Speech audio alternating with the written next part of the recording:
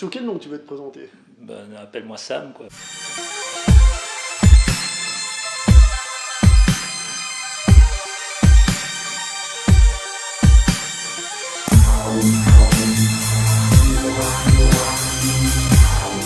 Bonjour à tous et bienvenue pour cette vidéo. Vous voyez, je suis avec quelqu'un, je suis avec Sam ici présent, parce qu'on va vous parler d'un film qu'il ne faut pas louper, je pense. Ah, c'est un film mythique. Voilà, puisqu'on va vous parler d'Il était une fois en Chine, numéro 1 pour le moment. À savoir que c'est une saga de 6 films, mais on va commencer par vous parler du premier, ça me semble logique. C'est un film qui a été réalisé en 1991 par Tsui Hark, avec dans le rôle principal Jet Li. Nous avons aussi Rosamund Kwan, ainsi qu'un certain Yuen Biao. Pour ceux qui ne le connaissent pas, c'est un certain. Ceux qui le connaissent savent que ce gars-là, il est très très bon. Et on va faire comme d'habitude, donc on commence juste par donner une note pour que ceux qui voudraient découvrir le film sans rien savoir du tout. Toi, tu lui donnerais quelle note à ce premier film? Alors moi, je lui donnerais la note de 9. Ça tombe bien, moi aussi, 9 sur 10. Parfait. Parce qu'en le revoyant, j'ai quand même vu quelques défauts qui sont pardonnables, parce qu'on sait que c'est dans le style du cinéma de Hong Kong. Mais malgré tout, c'est quand même des petites imperfections, voilà, tout simplement. Alors, tu voulais faire tu voulais replacer le film dans un contexte historique. Alors, je trouvais intéressant tout simplement parce que c'est vrai que c'est un film qui... on rentre directement dedans et pour un public non averti, c'est-à-dire un public qui n'est pas de base dans la culture hongkongaise ou cantonaise, peut paraître très fouillis ou c'est assez chaotique quoi, parce qu'il y a énormément d'éléments, énormément de personnages qui interviennent, surtout dans le premier film, hein, qui a une structure pas tout à fait aussi linéaire que dans ceux qui viennent ensuite, mais on se retrouve confronté avec énormément de situations, de personnages. Donc je voulais clarifier un petit peu au niveau du contexte. Donc voilà, il faut savoir qu'on se trouve dans la Chine du 19e siècle, hein, en 1875 ou quelque chose comme ça. Ouais, voilà. Et voilà, c'est un contexte très particulier parce que la Chine est sous dynastie mandchoue, c'est-à-dire c'est une ethnie qui n'est pas l'ethnie majoritaire. Donc voilà, pendant 200 ans, plus de 200 ans, l'ethnie majoritaire Han s'est sentie un petit peu voilà, humiliée, etc., sous domination, si je puis dire, étrangère. Et là, arrivent paradoxalement des étrangers qui arrivent d'Occident, dont on voit justement dans les films avec les bateaux qui arrivent de plus en plus stationnés au port, qui mettent de la pression sur le pays pour ouvrir le pays au commerce par la force si nécessaire. Notamment les Anglais qui en plus sont assez sournois hein, à cette époque-là, à travers la Compagnie des Indes orientales qui vont...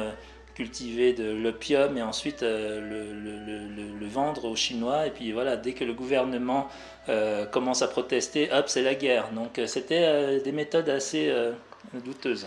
Pour les spectateurs, j'ai envie de préciser, pour ceux qui seraient un petit peu largués, s'ils ont vu un peu le dernier Samouraï, c'est un peu plus ou moins la même genre de situation, mais pour la Chine. C'est pour simplifier, on est d'accord, c'est pas le même pays, c'est pas la même chose, mais c'est pour donner une image. Exactement. Cela dit, ni le Japon ni la Chine n'ont été colonisés complètement, c'est-à-dire, enfin, en tout cas, le Japon n'est pas du tout colonisé, c'est plutôt il fait partie des colonisateurs. La Chine, par contre, a toujours été une semi-colonie, c'est-à-dire ils ont ouvert le commerce avec la Chine et ils ont pris des portions de terrain, des territoires qui... Macao, Portugal, voilà, Hong Kong, voilà, et puis à l'époque, il y avait aussi voilà, la Mandchourie, Shanghai, des zones comme ça qui ont été ouvertes pour les étrangers. Et dont, voilà, donc à l'époque, les étrangers étaient aussi, n'avaient pas du tout la même culture face au racisme, etc. Donc voilà, c'était les Chinois à l'époque étaient traités très inférieurement. Voilà, d'ailleurs, on l'a vu dans La Fureur de vaincre avec Bruce Lee, etc., avec le parc, avec le panneau interdit aux chiens aux Chinois. C'était tout à fait ça, c'est tout à fait l'ambiance. Donc c'est pour ça on peut être très choqué si on ne connaît pas le contexte lorsqu'on voit ce film, parce qu'on peut se dire, ah oui, effectivement, les Occidentaux sont caricaturés en méchants, etc. C'est un film raciste, etc. Mais si on le replace dans le contexte, je pense que ça ça peut se comprendre, et c'est un point de vue assez intéressant. Et c'est aussi intéressant, je trouve, en tant qu'occidental que je suis, d'avoir un point de vue d'autres pays par rapport aux colonies, parce que généralement on a notre point de vue à nous, alors on s'aime pas, on tolère notre histoire, on se trouve des excuses, etc. Mais là on a le point de vue des autres qui ont aussi un point de vue à donner finalement. C'est aussi intéressant. C'est un point de vue différent, avec un contexte et une culture différente. C'est pour ça c'est important de recadrer un petit peu avant de regarder ce film, je dirais, de nous remettre un peu dans le point de vue des Chinois, c'est-à-dire le point de vue de Wang Fei-hong, le héros de cette histoire. Wang Fei-hong, héros de cette histoire interprété par Jet Li, personnage qui a réellement existé, même si ses aventures en elles-mêmes sont fictives. Ah, là, clairement, je veux dire, ils reprennent certains éléments de la biographie de Wang Fei-hong, et justement, mais c'est expliqué un petit peu dans le film, mais très largement, je dirais, romancé, faite de manière un peu plus épique. Mais c'est vrai que c'était une célébrité à l'époque déjà, et ça a duré, ça a traversé les générations.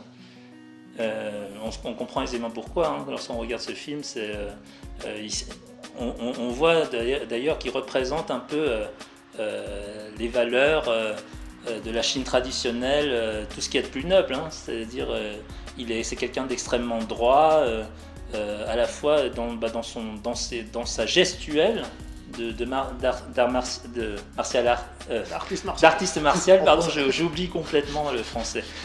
Et voilà, on le voit réagir toujours de manière très droite, et c'est quasiment durant tous les films qu'on va voir à propos de lui,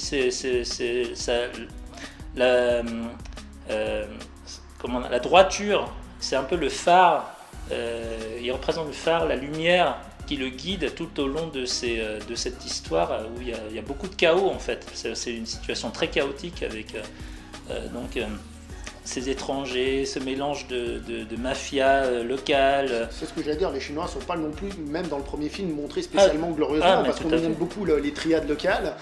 Et on nous montre aussi l'État, l'État, je ne sais pas si on doit dire comme ça, mais les dirigeants du pays qui se laissent aussi corrompre parce qu'ils savent qu'ils ont quelque chose à y gagner, et que justement celui qui en souffre, d'ailleurs c'est dit dans le film, c'est le peuple. Wang Fei-hong, je pense, du moins parce que j'ai pas vu toute la saga originale, je reviendrai dessus après si on a le temps, a toujours été représenté comme un défenseur du peuple. C'est d'ailleurs pour ça que le peuple a une telle admiration envers lui, c'est-à-dire qu'il a une... si jamais je recadre un petit peu par rapport à sa biographie, c'est quelqu'un dont le père était déjà extrêmement célèbre. Wang Keying, qui a fait partie des 10 tigres de Canton. Exactement, et puis qui était déjà dans c'est-à-dire dans la résistance anti-mandchou. Donc voilà, très apprécié, très connu au sein des Chinois. Et son fils, déjà, qui a appris les arts martiaux très tôt, dès l'enfance, etc. Son fils Wang Fei-hong Wang Fei-hong, justement. Ouais. Wang Fei-hong, justement, est aussi célèbre avec le style familial du Hongkar. Qui avait été créé par Hong Xiuquan, donc un des célèbres résistants. Voilà, un de ceux qui avait survécu à l'incendie du temple de Shaolin et qui avait lancé justement une résistance contre les Mandchous. Et d'ailleurs, c'est de là que viendraient les premières triades, d'après ce qui se raconte du moins. J'ai pas étudié la chose en profondeur, mais c'est ce qui se dit. C'est à partir de là où ça commence à prendre de l'ampleur, effectivement. Et donc Wang Fei-hong est très connu non seulement pour ses capacités martiales, d'ailleurs il est instructeur auprès de la milice locale.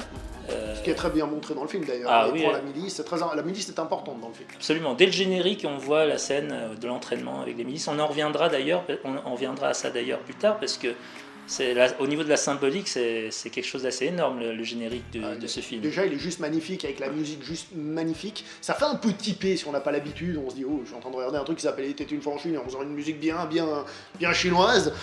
Mais croyez-moi, on s'y fait et après on adore. La musique bien chinoise, elle est mythique aussi. Hein. C'est quelque chose qui vient d'assez loin dans l'histoire chinoise et qui est resté.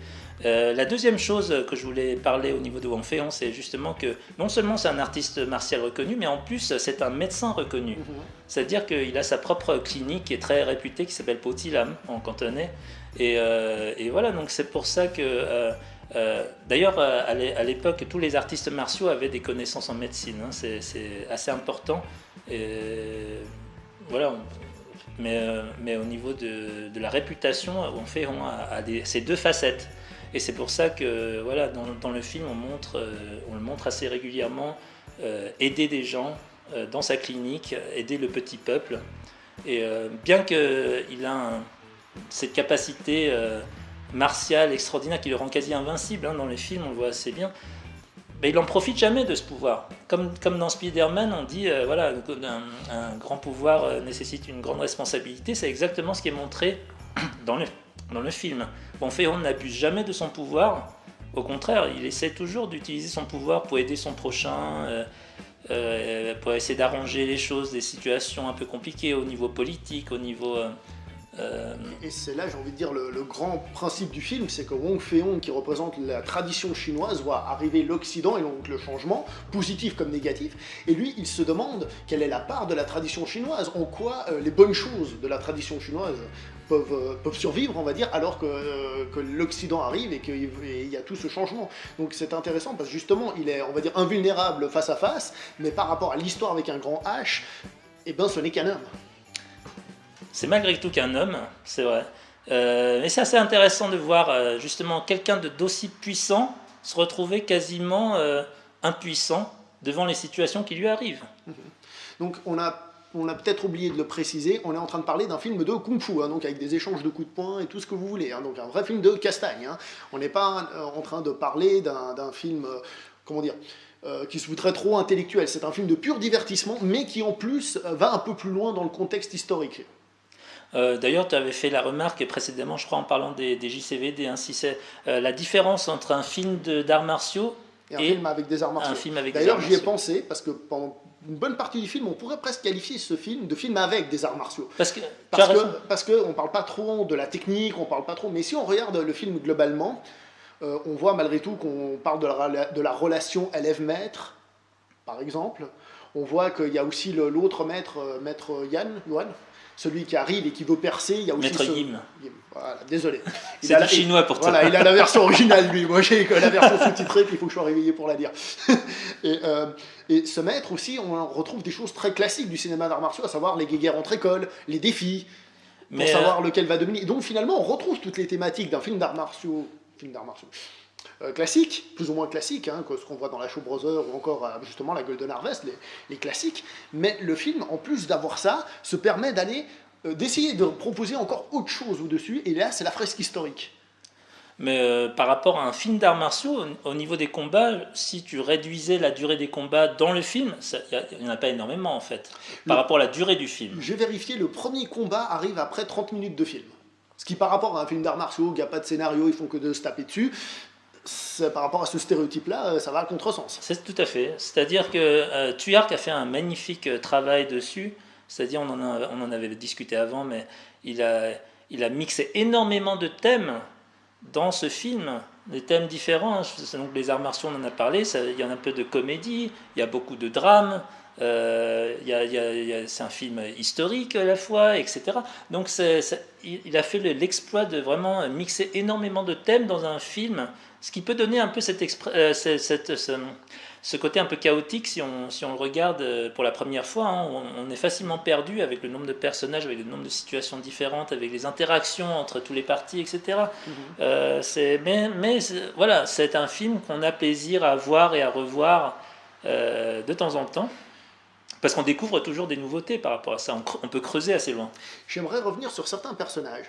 Donc, dans le film Wong Fei-hung, il y a des élèves, et certains de ces élèves sont des personnages qui ont donc réellement existé. Je pense au personnage de Lin Shirong, donc le boucher. Lam Sai Wen, voilà, celui-là. Voilà, en cantonais. Voilà, lui, là, celui-là, qui est donc un maître qui a réellement existé, qui a été donc par la suite un professeur de Hongare, qui a été le professeur du père de Lu Chaliang. Donc Lu Chaliang, pour ceux qui ne savent pas, qui sont un peu perdus, c'est un grand réalisateur de films d'arts martiaux à Hong Kong, qui donc, comme vous le voyez, est en ligne directe de Wong Fei-hung, et c'était lui qui était à la base prévu pour réaliser le film.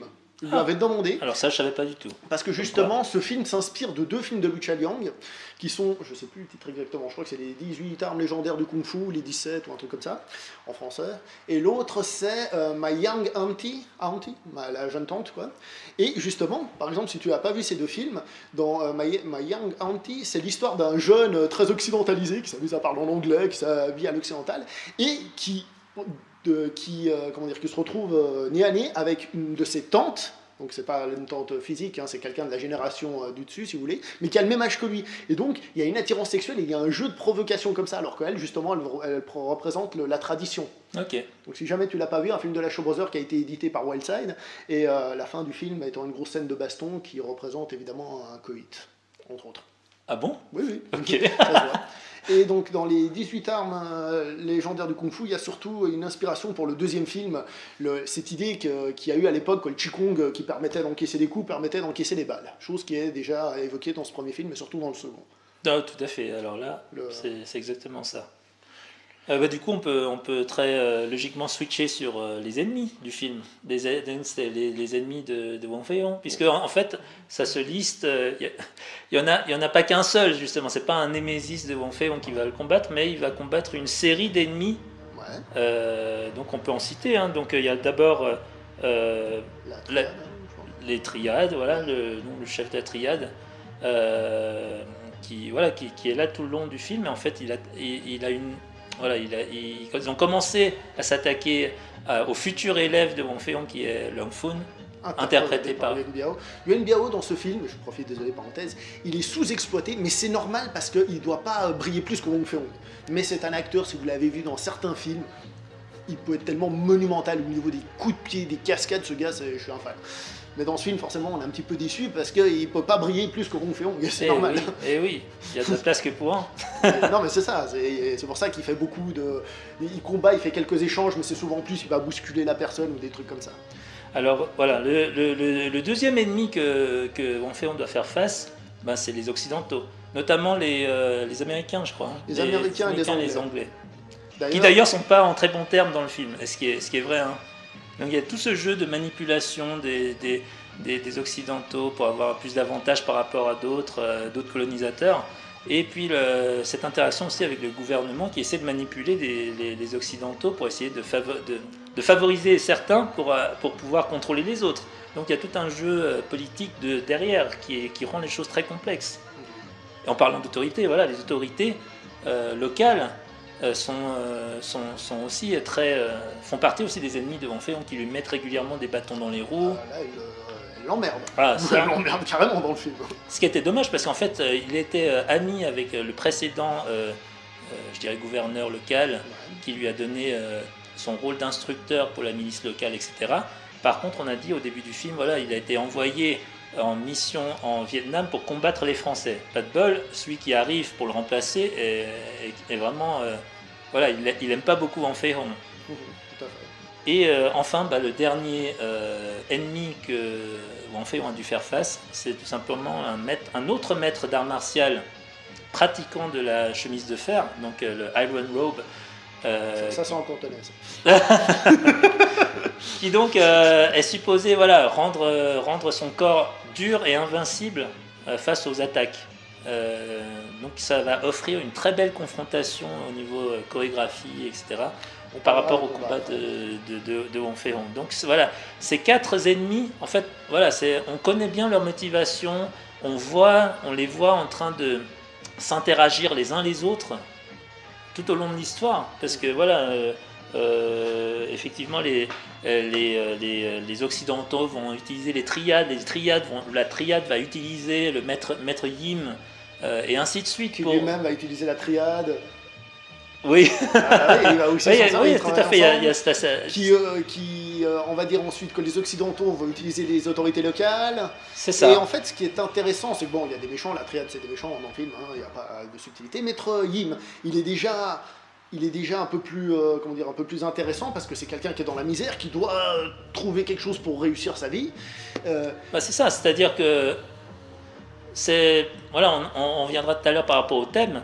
Mais c'est vrai qu'il a un parcours pas facile, puis on peut comprendre facilement sa motivation. C'est pas un méchant en soi, il n'est pas là pour être méchant, mais c'est vraiment quelqu'un qui, par survie, parce qu'il est c'est un très haut niveau, c'est un pratiquant de très haut niveau par rapport à son art, mais quand il voit à quel point il est réduit à mendier quelques pièces, alors que par exemple à côté il y a Wang Fei-hong qui vit assez bien par rapport à son art et qui est très bien, qui est assez réputé, qui est assez réputé, qui a bonne réputation, etc. Donc voilà, et ça le rend jaloux. Et puis il dit, moi aussi, je voudrais sortir de cette misère et puis faire quelque chose. Donc le seul moyen qu'il trouve, c'est justement de combattre Wang Fei-hong pour arriver à gagner cette réputation de meilleur combattant dans la province et sortir de la misère. Donc au final, c'est pas un mauvais gars. Non, c'est pas un mauvais gars à la base. D'ailleurs, il y a le moment où il dit au personnage interprété par Linga, où il lui dit un truc du genre, écoute, là tout de suite on n'a pas le choix, après, quand on aura une école et tout, là on fera des bonnes choses, là on fera régner la justice dans les sous-titres, mais ça simplifie cette idée de, on veut pas être méchant, mais c'est la situation qui nous pousse à finalement être pas gentil. Tout à fait, on rappelle vraiment que c'est dans un contexte très particulier où tout le monde perd ses repères, toutes les valeurs traditionnelles sont en train de s'effondrer, on ne sait pas comment demain sera fait. D'ailleurs, ils le disent très bien, ils le montrent très bien dans le film. Même Wang Fei-hong est complètement désorienté, à la fois par les nouvelles technologies qui arrivent, les nouvelles cultures, les interactions qu'il doit faire avec ses... La petite relation qu'il y a avec la religion est intéressante. Elle est légère dans le film, elle n'est pas très développée, mais c'est intéressant. Encore heureux, je dirais. Non, mais ce que je veux dire par là, c'est que j'aime bien le personnage du prêtre. Parce que c'est en effet un personnage qui est là en colon pour apporter la religion, mais c'est quand même un personnage qui a des valeurs. Qui a des valeurs religieuses pour de vrai. Tout à fait. Et là, j'ai trouvé que c'était intéressant. Et c'est intéressant aussi dans le sens où ça nuance un peu la caricature faite au niveau des Occidentaux, qu'on pourrait dire « Ah, tous les Occidentaux sont mauvais », mais en fait, pas tant que ça, parce que au final, les mauvais Occidentaux qu'on voit, il y en a peut-être 2 ou 3. Un peu plus quand même. Je dirais plutôt qu'en effet ce prêtre, comme tu dis, il calme un peu. Mais c'est le personnage qui permet de dire, voilà, il y a des cons, et les cons c'est des cons. Voilà, c'est ça, exactement.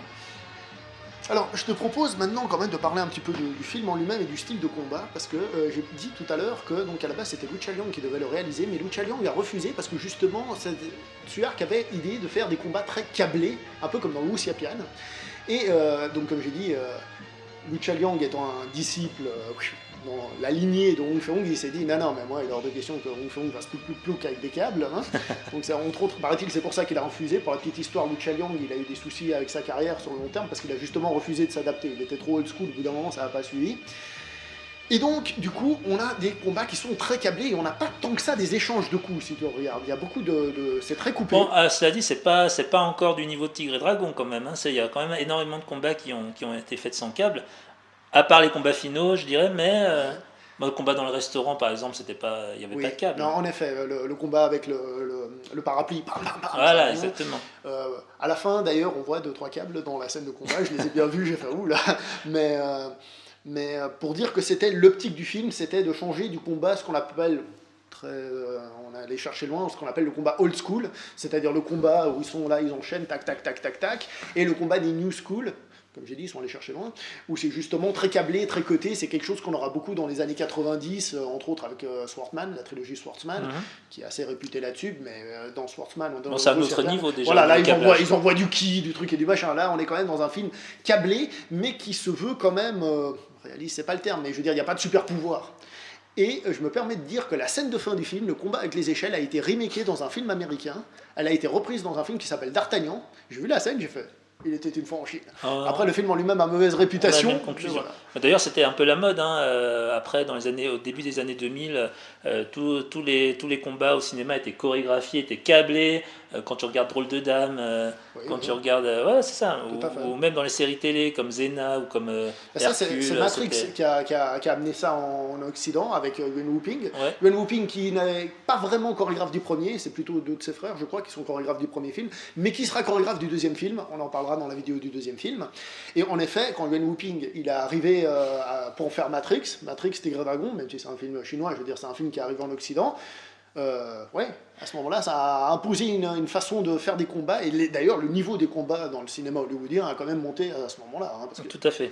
Donc voilà, pour en venir au câblage des combats, c'est assez intéressant parce que ça va souligner un peu le côté épique des combats, parce qu'il faut pas oublier qu'on on a un point de vue assez, voilà, on entre dans la légende quand même, c'est-à-dire avec Wong Fei-hung qui est vu sur un piédestal, et chez nous les Asiatiques, on a une façon de penser assez particulière, c'est-à-dire quand il y a un maître dans un domaine, jamais on va penser qu'on le surpassera un jour. Au mieux, voilà, on va essayer de se rapprocher de son niveau au maximum, mais c'est tout ce qu'on peut faire, parce que lui représente la perfection. On voit ça beaucoup dans les arts martiaux. Voilà. Et dans ce film, voilà, c'est très bien représenté, parce qu'on atteint un niveau épique, quasiment mythique, d'un niveau d'arts martiaux qu'on n'atteindra jamais. Donc c'est un peu cette idée-là, je dirais, d'ajouter un peu de câblage dedans pour exagérer un peu les... Bon, les films de baston, ils en faisaient déjà avant. Des films sur Wong Fei-hung, il y en a eu plein. Ouais. D'ailleurs, Lucha Liang, je profite, il en a fait 2.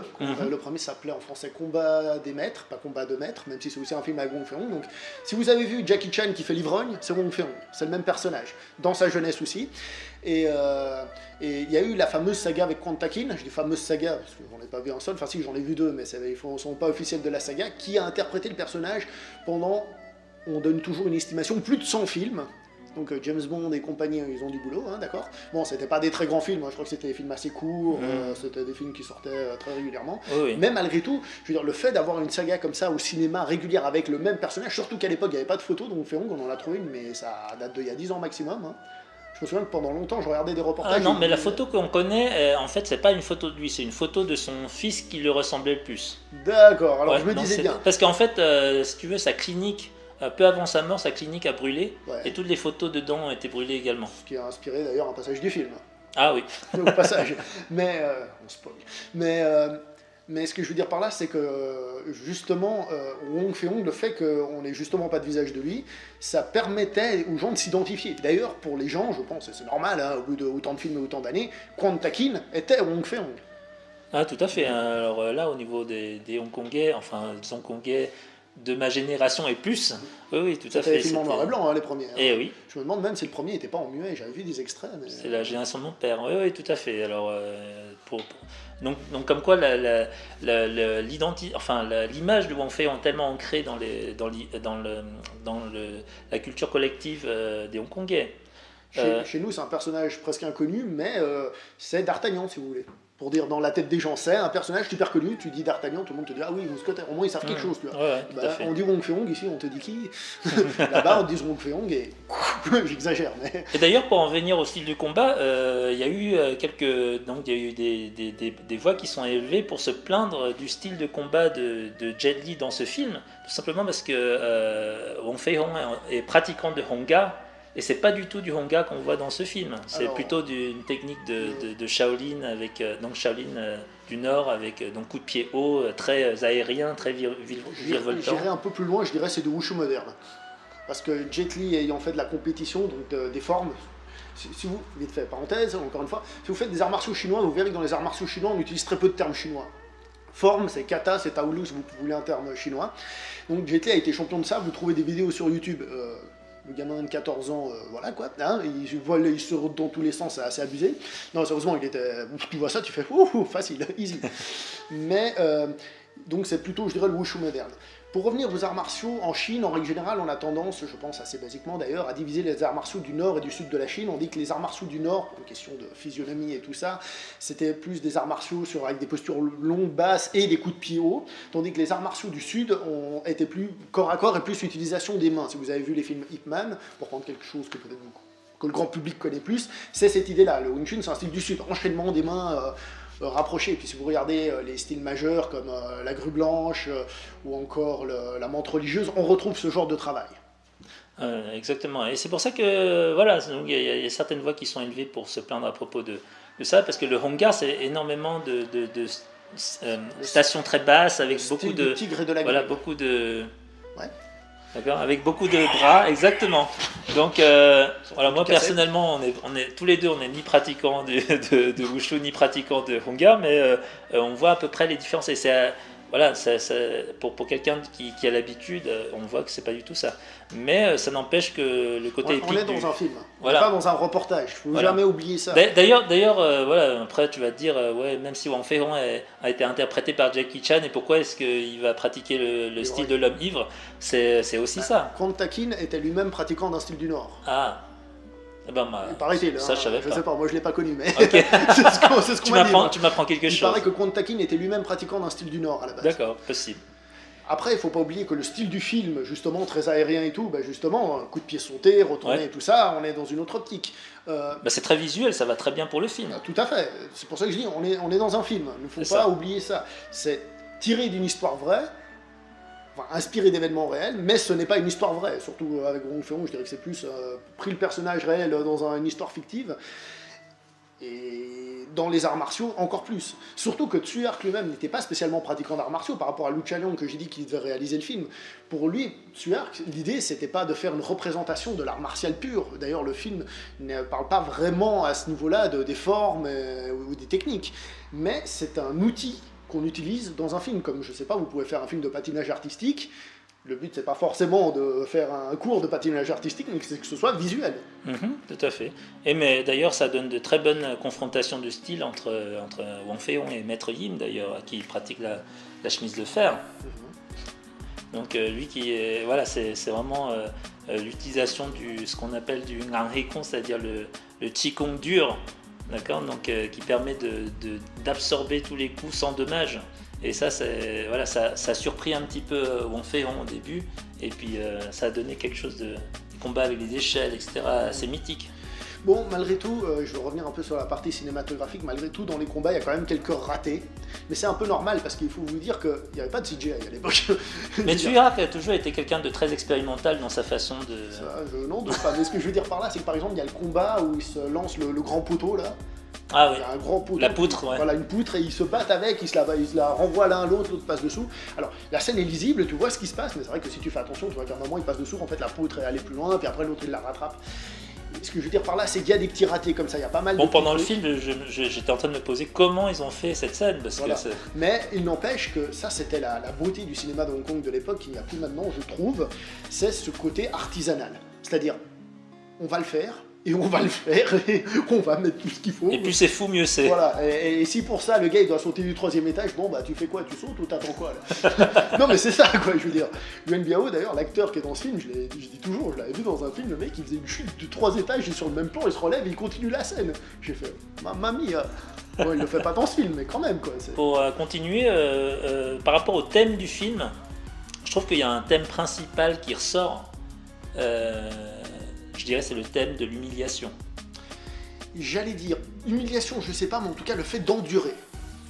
Parce que justement, le personnage de Yuan Biao, il se prend des coups dans tous les sens. Il va voir Wang Fei-hong, il se fait péter la gueule par tout le monde. Il se fait rejeter. Il va travailler dans le théâtre, il se fait rejeter. Il se fait taper par tout le monde. En fait, quasiment tous les personnages traversent à des moments... je dirais, j'ai dit humiliant parce que c'est très humiliant en fait par rapport à leur personnage. C'est lié à ça, de toute façon. Quand tu endures, c'est que tu reçois des Voilà, mais pour moi c'est très clair parce que Wang Fei-hong, il a eu l'humiliation d'avoir de devoir être bloqué dans sa clinique, ensuite d'avoir sa clinique et puis son panneau qui est cassé par Maître Yim. Si vous voyez peu de films d'arts martiaux, il faut savoir que justement le panneau, alors ça je l'ai appris en regardant des films, donc j'ai aucune... mais ça représente l'école, ça a une certaine importance, et généralement le fait de casser ce panneau, c'est très visuel. C'est l'honneur qui s'en va, c'est clair. D'ailleurs c'est pour ça que tu vois dans les films de Bruce Lee l'importance de garder le panneau, qu'est-ce que ça représente quand on casse le panneau de quelqu'un. Tout à fait. Et d'ailleurs, question, je profite, les cheveux aussi, il me semble. Les cheveux. Ah. Il me semble que ça a aussi une signification. Je sais qu'au Japon, il y en a une, mais je ne sais pas exactement à quel point. Mais par exemple, quand il coupe les cheveux de Maître Yim, tu vois qu'il devient une espèce de monstre. Ah, mais en fait... Et les cheveux, je sais que ça a aussi une signification, la longueur de la natte, etc. La natte a été imposée, en fait, par les Mandchous. C'était pas une culture Han à la base, mais c'était imposé avec la domination Qing, donc sous l'empire Qing, par les Mandchous. Et il y a un terme très connu qui s'en dit soit tu coupes la natte tu coupes la natte, on te coupe la tête. C'est un peu ça. Donc c'est quelque chose qui, voilà, il faut vraiment garder précieusement. Et puis c'est vrai que voilà, quand on coupe la natte de quelqu'un, c'est une grande signification. Bref, faites pas coiffeur en Chine. Non, mais c'est plus le cas maintenant, tu vois. Oui. J'ai plus de natte, j'ai coupé hier. Nul. Sinon, voilà, il y a évidemment les humiliations des élèves de Wang Fei-hong par rapport à leur maître. Donc ils sont souvent, voilà, notamment Lam Sai-weng. Qui est trop impulsif et qui se fait tout le temps. D'ailleurs, j'ai trouvé que dans le film, pour un maître soi-disant aussi réputé, je sais pas, je connais pas, mais un type qui a après eu des élèves importants et tout ça, dans le film, il passe quand même un peu pour un sacré idiot, je trouve, pendant tout le film. Ah, mais très clairement, tu vois qu'il passe pour un idiot, ne serait-ce que pour les affaires concernant les femmes et tout ça. Donc, pour les femmes, je me rappelle plus. Non, mais enfin bon, voilà, il n'est pas très doué quoi, pour la drague. Enfin bon, cela dit, le Hanfun aussi se fait humilier par tout le monde. Donc Hanfun, c'est Yun Biao, voilà. Je vais le dire. Exactement, Yun Biao. Par contre, on utilise les mêmes termes. Voilà. Maître Yim se fait humilier par tout le monde aussi, par les mafieux qui est en train de jeter des pièces par terre pour qu'ils fassent le singe.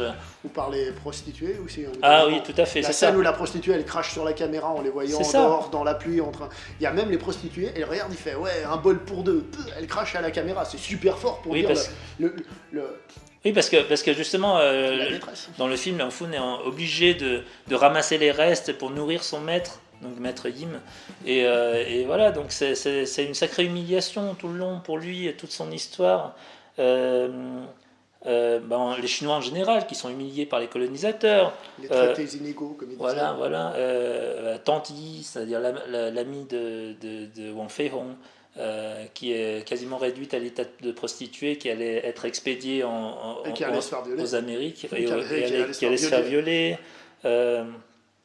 D'ailleurs, c'était le summum, parce que c'était durant cette scène où on voyait la tentative de viol de Tante Yi, avec en perspective l'humiliation de Maître Yim par les mafieux qui sont en train de lui jeter des pièces et puis de lui dire de faire le singe. Ouais. Donc c'est pour ça le thème d'humiliation est très fort dans ce film, et des fois c'est assez dur à voir, même pour moi. Quand qui voit ça pour la 10e fois, c'est pas facile. mais voilà, donc c'est pour ça il y a énormément de frustration, et malgré tout, qu'est-ce qui fait avancer Wang Fei-hong, c'est vraiment l'idée de ces valeurs martiales, les valeurs de sa droiture, tu vois à quel point il est, malgré tout ce qui lui arrive, etc., il garde sa philosophie, il garde ses valeurs, et puis c'est un peu le phare au milieu de la nuit, quoi, qui fait que voilà, il peut résoudre ses problèmes au fur et à mesure. Et d'ailleurs, on le voit bien, parce que grâce à ça, il était enfermé à un moment dans la prison de manière injuste, et grâce à sa droiture, sa réputation, etc., certains gardes l'ont libéré. Ils ont dit on va prendre sur nous, mais partez parce qu'on sait qu'il y a urgence. Et précisons, vu qu'on spoil, précisons qu'au début il dit non, parce que justement il faut respecter les lois, machin, un truc. C'est ça. C'est-à-dire, malgré tout, il aimerait garder confiance en la justice de son pays, mais voilà, situation urgente. Et pour revenir à ce qu'on disait, c'est ce que je trouve très fort dans le film, c'est que finalement ce n'est qu'un humain. Et à la fin du film, il n'a pas changé l'histoire de son pays. Il n'a pas. Finalement, il a fait une virgule. Il a fait quelque chose, il a sauvé quelques personnes. Mm-hmm. Mais c'est plus la représentation globale de comment évoluer, parce que finalement, à la fin, il accepte cette évolution. Alors, regardant le 2, je me suis rendu compte qu'en fait, il était plus apaisé que je le pense. On va pas parler du 2 tout de suite. Oui. mais il a dit une chose très intéressante à la fin du premier, c'est-à-dire, cette idée, il y a cette idée de montagne d'or qui revient tout le temps, tout au long du film. C'est-à-dire, la montagne d'or, c'est la Californie, c'est-à-dire les Amériques. Et puis ils sont en train de dire aux Chinois, payez un contrat pour la montagne d'or et puis vous allez devenir riche, etc. Alors qu'en fait, ils sont juste vendus comme esclaves et à faire des chemins de fer en Californie. Mais ça, personne ne le sait à ce moment-là. Pourquoi tous les bateaux sont là? Peut-être que la montagne d'or est sous nos pieds. Tout à fait, c'est ça. C'est-à-dire qu'ils se rendent compte au final, mais pourquoi est-ce qu'on nous parle tout le temps de montagne d'or alors que tous les étrangers viennent chez nous et nous piquent les ressources, etc. Est-ce que nous-mêmes, on est, sans le savoir, sur la montagne d'or? Et ce qu'il y a de bien aussi, j'ai envie de dire, c'est que finalement, c'est quelque chose qu'on peut appliquer à notre vie, tout court. On n'arrête pas de nous montrer des signes de réussite à gauche, à droite, de trucs et de machins.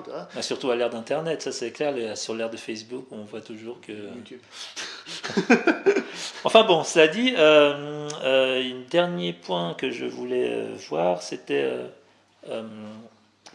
par rapport... Il a fait un doctorat sur le film. Hein, j'aimerais bien faire une thèse sur ce film en fait. Hein. Ah oui, je voulais revenir en fait au générique. Ouais. Au générique parce que c'est quand même une scène assez fantastique. Cet entraînement de la milice locale sur la plage. Coucher de soleil ou lever de soleil. Alors, si tu veux mon avis, je crois que c'était un lever du soleil pour le premier et un coucher du soleil pour le deuxième. Pour le générique du deuxième.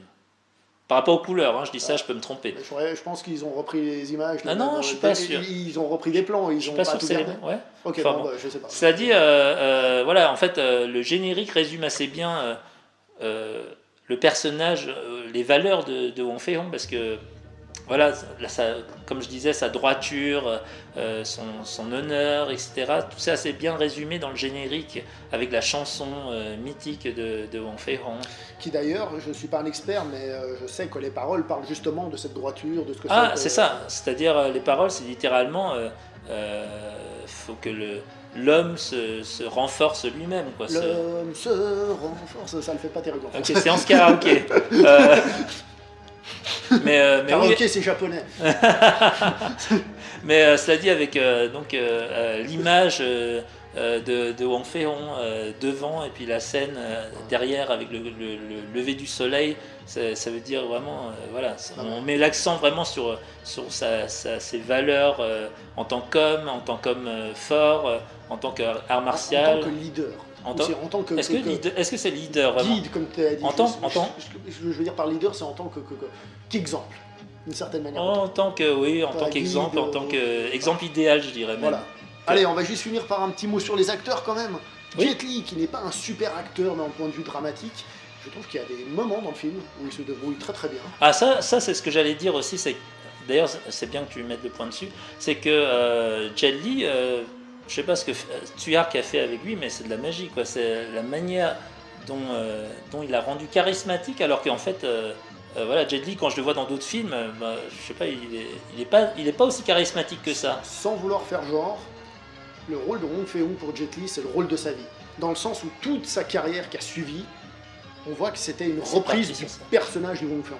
Alors on pourrait dire son premier rôle, en effet, dans le Temple de Shaolin, en effet, c'est le premier succès, mais c'est celui-ci d'ailleurs, pendant une période après la trilogie du Temple de Shaolin, enfin la trilogie Shaolin, il a fait des trucs pas très réputés, mais quand il a fait ce film, ça a marqué sa carrière. Le côté balèze, mais timide avec les demoiselles et tout ça, ça l'a suivi tout le temps, sauf quand il est arrivé aux États-Unis, parce qu'il fallait se mettre à la mode états-unienne et être défenseur des valeurs traditionnelles chinoises aux États-Unis. C'est un peu moins vendeur que les valeurs du hip-hop, on est bien d'accord. Je stéréotype à peine, mais c'est clairement le rôle de sa vie. Et en effet, Jet Li, en tant que maître d'arts martiaux, il est impérial. Il dégage un côté, comme tu as dit, charismatique, droit, fort, mais en même temps, il a aussi son petit côté un peu gauche, un peu maladroit, voilà. qui rend son personnage très attachant. Mais Tsui-hark a fait un travail exceptionnel sur Jet Li avec lui. C'est dommage qu'ils sont un peu engueulés. À la fin du troisième film, puisque voilà. Rappelons, Il était une fois en Chine, c'est une saga de 6 films. À la base, Tsui-hark avait prévu d'en faire 9, mais au final, seuls 3 correspondent à sa vision, après le reste ça part un peu dans tous les sens. Mais en tout cas, les 3 premiers valent la peine d'être vus. Je sais que pour toi, c'est surtout le premier et le deuxième, on est bien d'accord. Et le premier et le deuxième qui sont intéressants parce qu'ils se répondent sur certains points. Tout à fait. Et ça, on verra dans une autre vidéo, évidemment. A noter que dans la version originale, ce n'est pas du tout la voix de Jet Li qu'on entend, étant donné que Jet Li ne parle pas cantonais, il vient de Pékin. Ouais. Donc voilà, je pense que l'acteur qui a doublé aussi Jet Li est pour beaucoup, parce que il a une voix assez forte. Voilà, c'est ça, c'est-à-dire quand il doit être autoritaire, il est vraiment sec, il est vraiment voilà, on sent la force derrière ses paroles. Et tout en étant élégant, tout en étant poli, etc. Mais voilà, et puis voilà, quand il est un peu gauche, quand il est un peu maladroit, il l'exprime très bien aussi. Alors après les subtilités de langage, j'avoue que je suis moins c'est pour ça que je me permets d'exprimer. Justement. Cela dit, quand je regarde la version, parce que j'ai regardé un peu la version française, etc., on perd énormément au niveau de l'impact, au niveau de la force dans le doublage. Bon, moi je l'ai vu en VO sous-titré, mais du coup les sous-titres sont quand même plus courts et tout ça, donc peut-être c'est juste, non, justement, parce que j'y connais rien, peut-être certaines tournures de phrases. Mais je parlais du doublage français en fait. Ouais, alors le doublage français, je l'ai vu il y a longtemps, et dans mes souvenirs, je me rappelle plus. Voilà, moi j'ai pu comparer un petit peu les deux, et c'est vrai que l'impact est beaucoup moins fort et est très atténué en fait dans la version française. Mais ne vous en privez pas pour autant, ça permet de découvrir le film à ceux qui auraient du mal à voir des gens qui parlent on va dire du chinois. Non mais je veux dire, c'est ça, ça permet malgré tout de découvrir le film. Et chose assez rare d'ailleurs, je sais pas, mais je crois que c'est un des rares noms, mais il me semble que ce film n'avait pas été coupé pour la version française comme certains films qui sont sortis avec des scènes en moins et tout ça. Ah mais oui, tu as vu la version HK Cinéma, comment ça s'appelle? HK Vidéo. HK Vidéo. Alors en fait HK Vidéo l'a pas réellement édité, en tout cas en DVD, c'est Metropolitan, mais HK Vidéo appartient à Metropolitan, et avant j'avais vu l'édition DVD qu'avait fait Studio Canal. J'avais d'abord l'édition de Studio Canal, le coffret 2 DVD, et ensuite je les ai rachetés en version Metropolitan parce qu'ils étaient un peu de meilleure qualité. D'accord. Et c'était le Master Fortune Star. Très bien. Voilà. Et au niveau des autres acteurs? Yuen Biao, il fait beaucoup le comique, mais en même temps, il en chie tellement. Moi, je pense que en fait, le spectateur, il se rattache à ce personnage-là. Alors certes, il a envie d'être Wong Fei-hung, mais c'est ce personnage-là auquel ce que nous sommes, j'ai l'impression. C'est ce que le spectateur est. C'est-à-dire, oui, je vois ce que tu veux dire. Nous, on est plutôt ce gars-là, comme Wong Fei-hung, le mec qui vit dans une maison luxueuse. C'est un peu Superman. Voilà, exactement. Donc voilà. Après, au niveau de Rosamund Kwan, je peux comprendre. C'est un peu le sex symbole de cette époque, à Hong Kong en tout cas. D'accord, bon, elle est pas dégueulasse, hein. Non, elle a un joli visage. Non, mais je crois que. Après, je suis pas ultra fan, mais elle a un joli visage. Ses grands yeux, ça a fait sensation. Voilà. Mais après, le personnage en lui-même est intéressant pour ce qu'il apporte. Parce qu'il apporte quelque chose thématiquement. Après, c'est vrai que ça se résume un peu à la demoiselle en danger. Bon, cela dit, c'est pas seulement ça aussi, parce qu'en fait, il y a son. Elle est partie 2 ans en Angleterre, donc elle a ramené avec elle des coutumes, C'est ce que j'ai dit, elle amène quelque chose thématiquement. Ah, c'est ça, voilà. Bon, on va s'arrêter là pour cette vidéo, je pense qu'on a fait le tour. Hein. Oui, à peu près. Merci beaucoup. Merci à toi. Et qu'est-ce qu'ils doivent faire? Ils doivent à te donner du fric. La montagne d'or. Likez, partagez, commentez, on se revoit pour une prochaine vidéo. Ciao.